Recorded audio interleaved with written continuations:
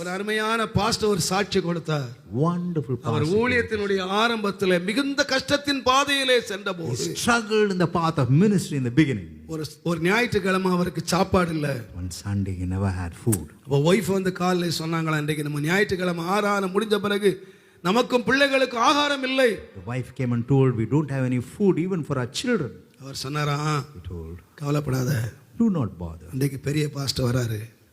The pastor, the elder பெரிய pastor. Pastor ஆராதனை முடிஞ்ச உடனே நம்ம காணிக்கப்பட்டு போறோம். So after the worship is over, we will offer. ஆராதனைக்கு எல்லாம் ஆயத்தம் பண்ணி பெரிய பாஸ்டருக்காக காத்திருந்தாங்க.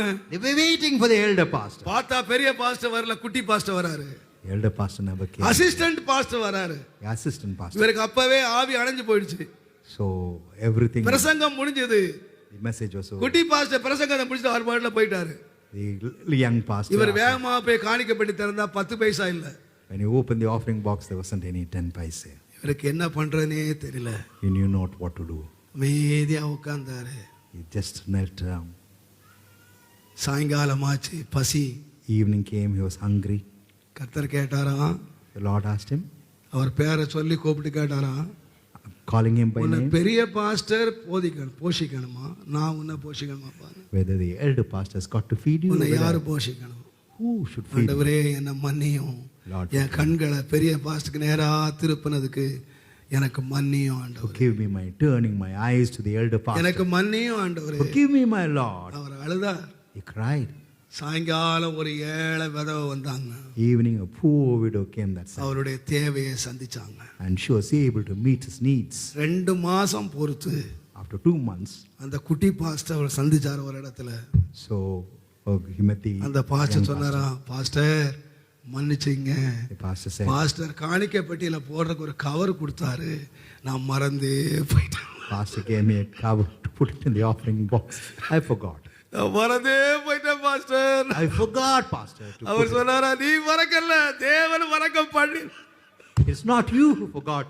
God made you forget. தேவன் மறக்க பண்ணினா. God made you forget. நிறைய பேரை ஆண்டவர் மறக்க பண்ணிடுறார். And God makes people forget to நம்ம give you. அம்மா மறந்துடுவா, நம்ம அப்பா மறந்துடுவா, நம்ம ஃப்ரெண்ட் மறந்துடுவா, அட்ரஸ் வச்சிருந்தவெல்லாம் மறந்துடுவான்.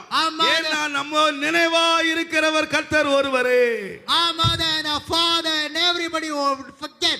நான் சிறுமையும் எளிமையும் ஆனவன், கர்த்தரோ என் மேல் நினைவாகவே இருக்கிறார். I was poor and needy. Hallelujah. Considered me. Hallelujah. Hallelujah. ஒரு தாய் தன் கற்பத்தின் பிள்ளையை மறப்பாளா?